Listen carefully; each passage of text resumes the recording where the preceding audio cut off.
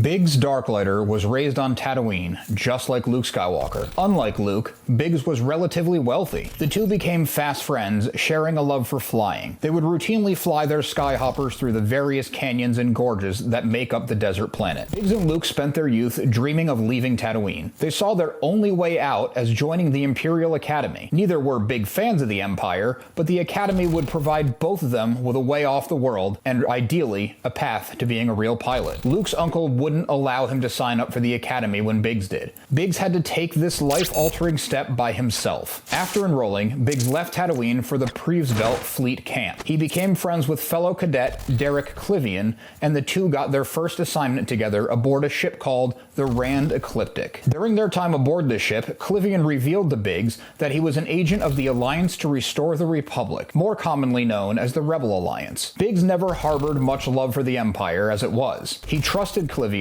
and the two friends formed a mutiny aboard the Rand Ecliptic, and Biggs defected to the rebellion. Biggs briefly returned to Tatooine to visit his old friends, including Skywalker. This is when Biggs told Luke of his defection to the Rebel Alliance, encouraging Luke to join up when he could. Biggs' first assignment with the rebellion was at the rebel base located on Yavin 4. This fateful moon would be Biggs' last assignment as well. The Galactic Empire's planet-destroying battle station was bearing down on Yavin 4. Virtually the entire rebellion was gathered in this spot for a final and desperate push. It became a race against time as the rebellion mounted an assault on the near-impregnable space station. Biggs had been part of Red Squadron, Red 3, leading up to this assault. Biggs and Luke, his old friend, ran into each other in the hangar bay before the battle. Luke had been assigned to Red Squadron as well, filling an opening created when the first pilot, christened Red 5, died in the Battle of Scarif. Biggs vouched for Luke's piloting skills, and the two, full of enthusiasm, went off together to face down the Empire. The battle was brutal. Casualties on the side of the rebellion were very high. As the Death Star neared its position over the rebel base, Luke's, Biggs, and Wedge Antilles were the only three Red Squadron pilots left. Wedge took a critical hit, and his companions told him to bail out. Darth Vader closed in on the remaining two ships. Biggs knew there was nothing he could do against such an enemy, but he also knew that if the Death Star wasn't stopped, it would be the end of the rebellion. Biggs sacrificed himself, running interference against Vader to buy Luke time. In Biggs' last moments, he felt the warm winds of Tatooine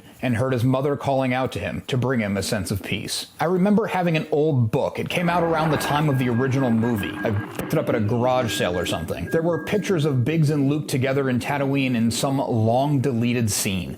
I always wondered how much deeper we would have felt for Luke's lost friend, given that Biggs was given such a heroic moment with such little screen time. Check out this transmission for more side characters from A New Hope.